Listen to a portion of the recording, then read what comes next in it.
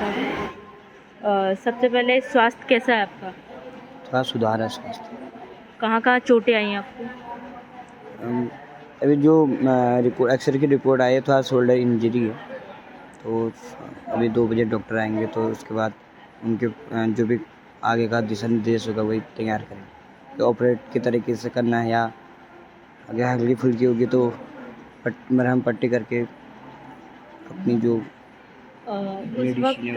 उस वक्त जो वहाँ जो कुछ भी हुआ वो घटनाक्रम एक बार आप हमें बताना चाहेंगे, क्या कुछ हुआ वहाँ पर? देखिए, हम तो शांतिपूर्वक बैठे हुए थे, और जितने भी आप देख सकते हैं कि जो वीडियोज़ हैं, समाचार पत्रों के माध्यम से आपने भी देखा होगा कि हम बैरिकेडिंग से 10 कदम पहले ही बैठ चुके थे। जो अपनी मांग है उसको लेकर प्रदर्शन कर रहे थे वहाँ पे, और पुलिस के साथ लगातार कोऑपरेट कर रहे थे, न कि इसके पुलिस के खिलाफ नारेबाजी नहीं। अब सरकार से मांगती तो साहस हम होता है। अब सरकार से, अगर तुम सरकार से लड़ाई लड़ रहे हो तो ऑब्वियसली तुम उन चीज़ों के बारे में तो हमारी मांग तो पूरी करो, होता है। और जिस तरह से पुलिस ने बर्बरता दिखाई अंतिम समय पर कि ज़बरदस्ती खींचकर बैरिकेडिंग की तरफ ले जाना, फिर वहाँ से रिपोर्ट में दिखाना कि बैरिकेडिंग पुश कर रहे थे, वो हमारे पास सारे तथ्य मौजूद है। कल डीजीपी सर से मुलाकात करके हमने यही बातें उनके संज्ञान में लाने की कोशिश भी की, और उन्होंने सुना इस चीज़ में आगे के लिए रेफ़र कर दिया उन्होंने एसपी सिटी के लिए, जो हमारी सरिता मैडम है। तो हमें पूर्ण विश्वास है कि निष्पक्ष रूप से इसमें जाँच होगी। कहीं ना कहीं हमें गलत साबित किया है।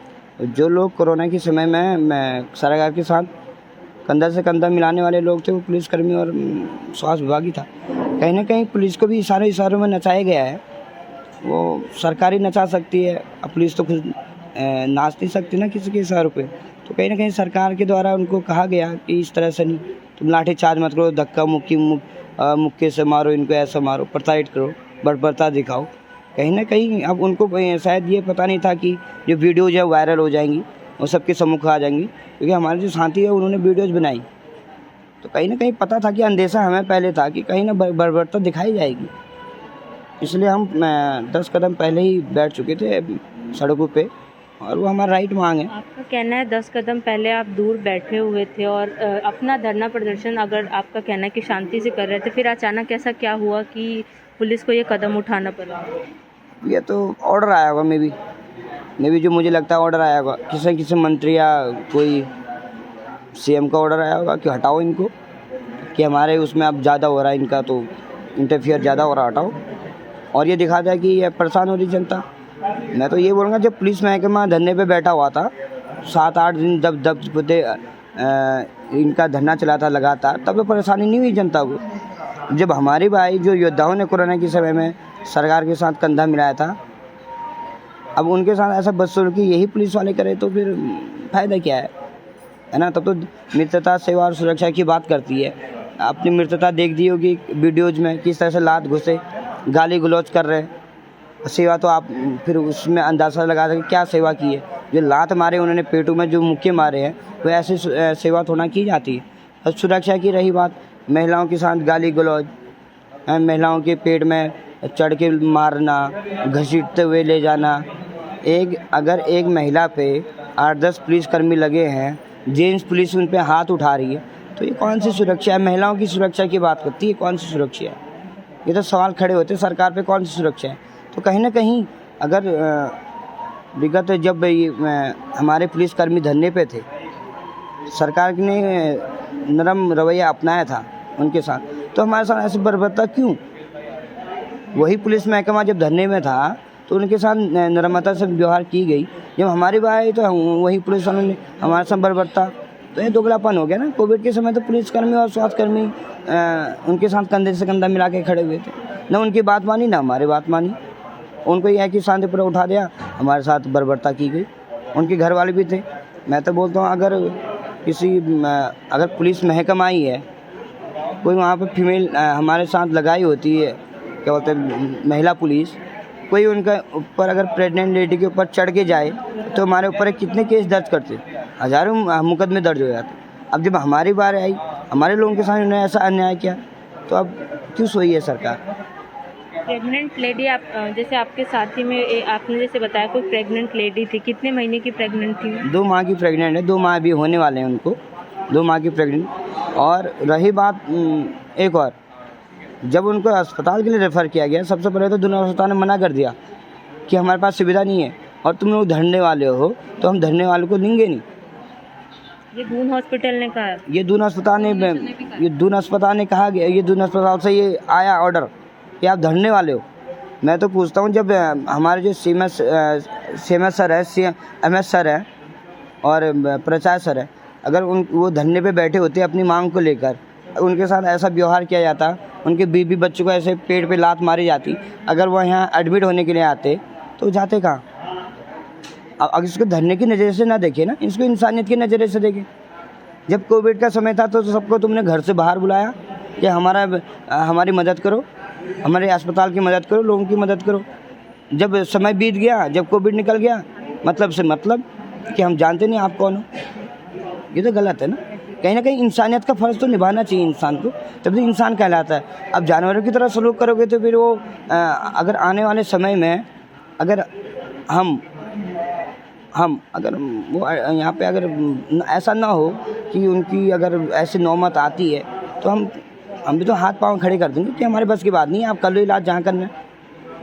अगर सरकार हमारी मांग मानती है, ऐसा ना हो कि उनको यहाँ एडमिट होने की जगह, हम तो आप तो मेरे धरने वाले, आप लड़ो, जहाँ जाना है वहाँ जाओ।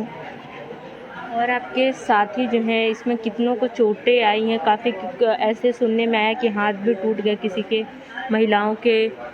हमारे करीब 5-6 स्वास्थ्यकर्मी जो ऐसे हैं जो अभी मतलब हॉस्पिटलाइज है, और माइनर चोट तो मतलब ये समझे कि वो कहा नहीं जा सकता, गिनना बड़ा मुश्किल है। हज़ारों की तादाद में हमारे पास लोग थे, स्वास्थ्यकर्मी थे जिनको निकाला गया, बाहर से कोई भीड़ नहीं थी, समझिए आप। हज़ारों की तादाद में स्वास्थ्यकर्मी हैं, सीएम आवास को घेराव की तरफ उन्होंने रुख अपनाया अपनी मांग को लेकर। तो अगर उन पे पुलिस ने बर्बरता की तो समझिए चोटों कितने लोगों को चोट आई होंगी। उन्होंने तो टारगेट बना के निशाना बनाया, टारगेट करके निशाना बनाया। आप सभी स्वास्थ्य कर्मी हैं और आपके साथ ही ऐसा हादसा हो रहा है कि आपको जिस हॉस्पिटल में आप काम करते थे उसी हॉस्पिटल में हॉस्पिटलाइज होना पड़ रहा है। सबसे पहली बात तो हमें तो किया भी नहीं, हमारे साथियों ने हमारा प्राइमरी ट्रीटमेंट किया है। जो हमारे स्वास्थ्य है उन्होंने वहीं पे CPR देने का काम किया है, वहीं पे जो भी प्राइमरी ट्रीटमेंट होती है उसकी व्यवस्था की है, समझ रहे हैं आप। हॉस्पिटल में अगर एडमिट होने की यहाँ पे नौबत आई तो उन्होंने प्राइमरी ट्रीटमेंट होता है, ग्लूकोज से लेके जो चढ़ाया जाता है, इंजेक्शन सारी लगाई जाती, उन्होंने किया। तो व्यवस्था पे सवाल होता है ना, क्योंकि यहाँ पे स्टाफ है ही नहीं। जब धरने वाले लोग धरने वालों की मदद कर रहे हैं तो अंदर के लोग क्या कर रहे हैं? सवाल तो ये है कि अंदर के लोग कहाँ हैं।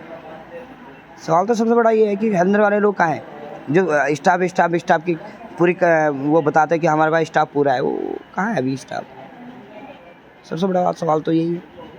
अगर हम स्वास्थ्य कर्मी नहीं होते, बाई चांस वहाँ पे अगर 2-3 मौतें हो जाती तो इसका जिम्मेदार कौन था?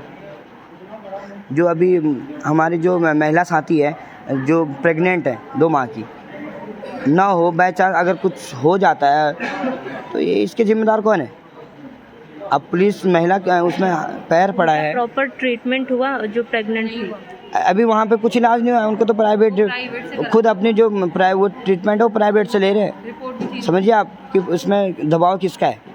पहले तो दून अस्पताल ने मना कर दिया, रेफर दिया कोऑर्डिनेशन में, जब तक हंगामा नहीं कटा, हरीश रावत जी वहाँ नहीं पहुँचे, तब तक उन्होंने काम नहीं किया। तो देखिए ना प्रेशर किसका है।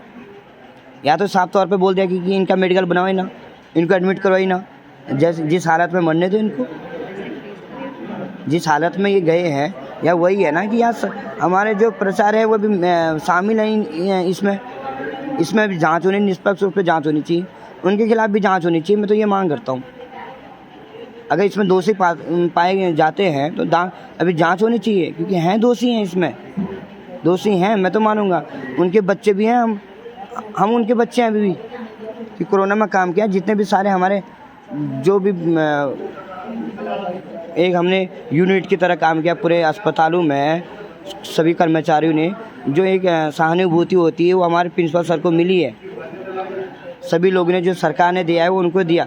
क्योंकि हम उनके बच्चे हैं, गाइडेंस वो कर रहे थे हमें।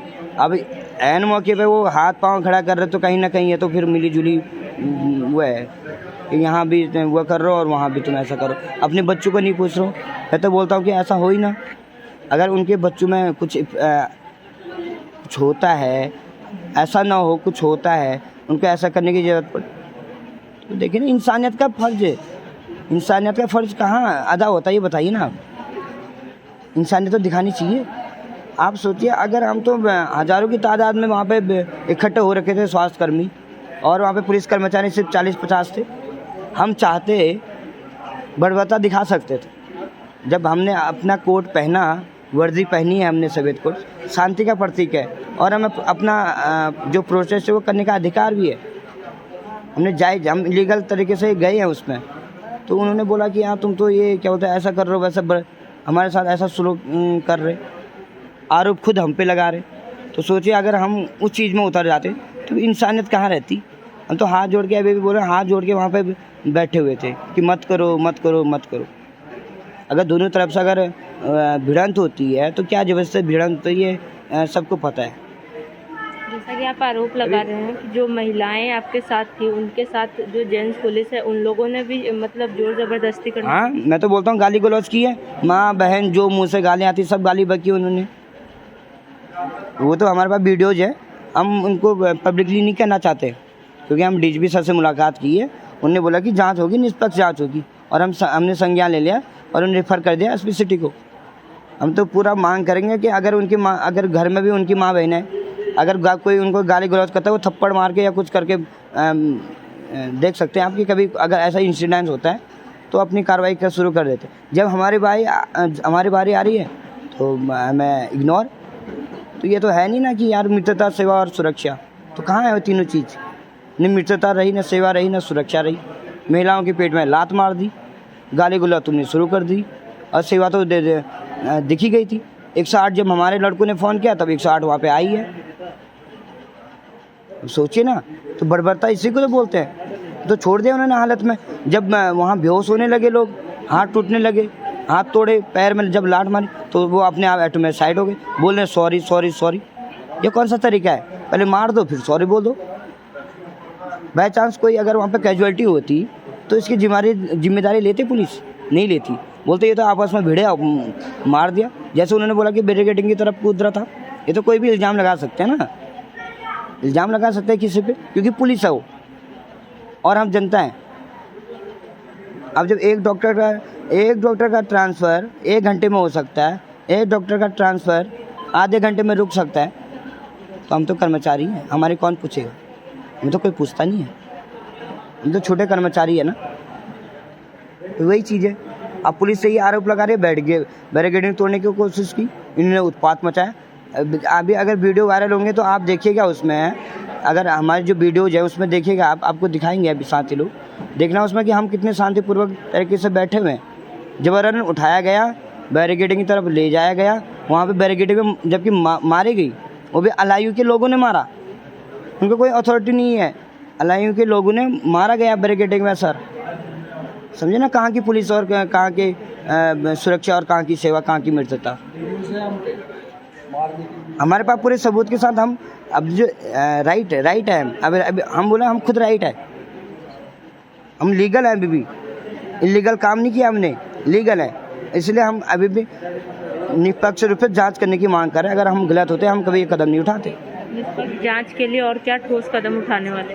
हमने कल प्रार्थना पत्र जो होता है, हमने प्रार्थना पत्र दिया, डीजीपी से को प्रार्थना पत्र दिया कि जो ये कर रखे बर्बरता, अभद्रता के महिलाओं के साथ अभद्र व्यवहार, गाली गलौज, मारपीट, वो भी जेंट्स पुलिस ने हाथ पकड़ रहे, ये कौन सा तरीका है?